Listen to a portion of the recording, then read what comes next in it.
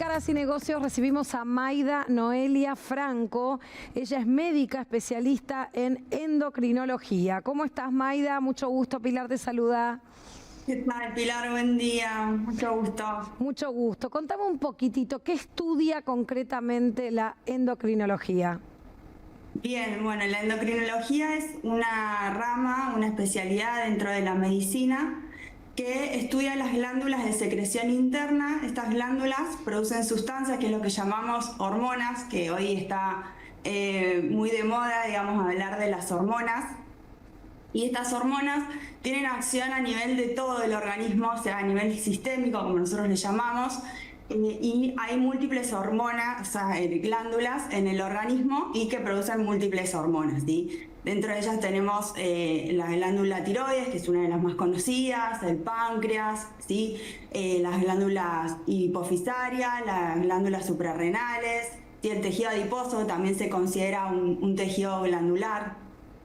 Bien, o sea que podemos hablar de que es un gran regulador, ¿no? Porque es muy importante realmente la función, digo, para que la gente lo entienda como algo que hay que prestar mucha atención y que puede generar además muchas enfermedades, si no. Sí, la verdad que como te mencionaba, estas hormonas que son sistémicas, o sea, tenemos... como hay muchas glándulas, bueno, hay variedad también de patologías que se pueden presentar o disfunciones también, a veces por diferentes motivos, y bueno, esto puede generar diferentes, digamos, situaciones clínicas que puedan motivar la consulta de la persona al médico tratante, ya sea el médico clínico en primera instancia generalmente o médico generalista, y después el médico generalmente los deriva al endocrinólogo. Bien, estamos hablando, cuando hablamos de enfermedades endocrinológicas frecuentes, hablamos de diabetes, hipotiroidismo, hipertiroidismo, obesidad y nódulos tiroideos. Quiero saber la diferencia entre hipo e hipertiroidismo, que es una consulta, calculo que te deben hacer a menudo, ¿no? Sí, eso te iba a decir que es bastante frecuente porque también es como que se confunde un poco porque es como que termina igual, entonces no sabemos bien de qué estamos hablando. Tanto el hipotiroidismo como el hipertiroidismo son patologías relacionadas con la glándula tiroides, que es la que tenemos ubicada en la zona del cuello, en la zona baja del cuello, ¿sí? El hipotiroidismo hace referencia a la falta de producción de hormonas tiroideas, ¿sí? Entonces eso puede llevar a que la persona note cansancio, note caída del cabello, que es lo más habitual, que note que las uñas son débiles, a veces también puede notar alguna ganancia de peso, ¿sí? Y en cambio en el hipertiroidismo lo que ocurre es que hay mayor producción de hormonas tiroideas y entonces eso puede llevar también a que la persona note que tiene mayor ansiedad, que tiene mayor, digamos, calor, que pueda perder peso, ¿sí? Puede notar temblores también. Bien, ¿y una es peor que otra? ¿Son distintas? ¿Una es mejor que otra? ¿O las dos, digamos, en las dos hay que actuar? Claro, o sea, lo más importante, yo siempre le menciono a los pacientes, es que hay que ocuparse. No hay que preocuparse, sino ocuparse. Porque como también son, digamos, que no mencioné antes, la mayoría de las patologías endocrinológicas son enfermedades crónicas. Entonces no es que uno, como un antibiótico, lo toma 7 días y se resolvió. Son patologías que hay que continuarlas, que hay que hacer seguimiento, que hay que cumplir tratamientos que generalmente son prolongados o a veces de por vida, ¿sí? Entonces, bueno, no es que una es mejor que la otra, pero el tratamiento en el caso del hipotiroidismo es un poco más simple que en el caso del hipertiroidismo, ¿sí? ¿Por qué? Porque es una patología que, claro, hay que tratar con medicación y a veces puede llevar otro tipo de tratamientos que generalmente llamamos definitivos, porque no es un tratamiento que se utiliza más de 2 años, no se puede a veces prolongar, en algunos casos sí, muy pocos casos, pero si no hay que hacer tratamiento definitivo, que puede ser o cirugía o puede ser con yodo, y generalmente porque también se presenta mayormente en mujeres y el hipertiroidismo y en edad fértil. Entonces generalmente las mujeres también buscan, digamos, en algún momento de su vida lograr un embarazo y a veces esto puede dificultarlo o poner en riesgo el embarazo. Es una patología que si la mujer tiene un hipertiroidismo y está embarazada se considera un embarazo de alto riesgo, ¿sí? Entonces, bueno, por eso a veces es un poco más complejo el abordaje en el hipertiroidismo que en el hipotiroidismo. ¿Cómo se detecta cualquiera de estas enfermedades que recién acabamos de enumerar? Digo, ¿con un laboratorio, una muestra de sangre? ¿De qué manera vos podés analizar y ver cómo está este paciente que o está cansado o está con ansiedad? Un poco lo que recién contabas, que quizá mucha gente vive así y no lo controla, ¿viste? No se hace ningún examen, entonces, bueno, hay que hacérselo mínimo una vez por año. Claro, tal cual. Sí, lo más importante, bueno, es consultar al médico. Como yo te mencionaba, generalmente la consulta inicialmente es al médico clínico, al médico generalista o médico general. Y sí, nosotros lo detectamos, además de la clínica, digamos, de lo que siente el paciente, de signos que nosotros podemos ver, lo vamos a, digamos, a terminar de confirmar con el laboratorio, ¿sí? Se pide en sangre, digamos, en la muestra de sangre, lo que se mide son los valores de TSH y de hormonas periféricas, que en este caso son la T4 libre, T4 total también se puede pedir, y la T3. Y generalmente lo más importante de todo esto, porque a veces esos valores pueden inicialmente, por alguna otra cuestión, salir alterados. Entonces, siempre lo más importante, y cuando también me vienen a consultar, es repetir ese dosaje, digamos, del laboratorio para confirmar realmente que estamos en presencia de alguna de estas dos patologías. El tema de los nódulos tiroideos, ¿esto a qué se refiere? Digo, ¿y cómo lo detecto? ¿Dónde están los nódulos? No sé, ¿y cómo es? Bien, como yo te mencionaba, la glándula la tenemos ubicada en lo que es la zona baja del cuello, ¿sí? Entonces a veces los nódulos puede la misma persona notar que de repente apareció como un bulto, generalmente uno lo refiere como un bulto, que antes no lo tenía, o tal vez era muy pequeño y de repente aumentó de tamaño y por eso lo notó, o porque tiene dificultades, a veces si son muy grandes, tanto para tragar, que es lo más habitual.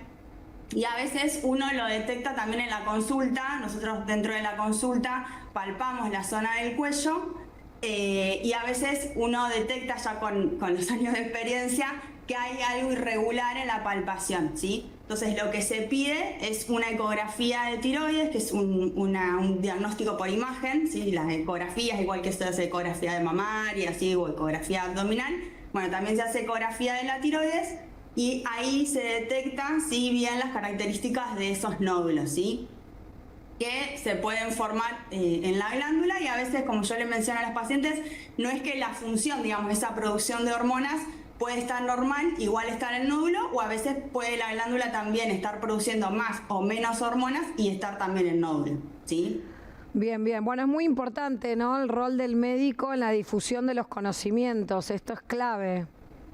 Sí, sí, la verdad que sí, porque bueno, hay que llevar conocimiento que uno, bueno, lo tiene y la importancia también porque, bueno, hoy actualmente con las redes y con internet y todo hay mucha información y la verdad que muchas veces también las personas cuando vienen a la consulta vienen angustiadas o bueno, no saben, por eso vienen bastante preocupadas, por eso te decía.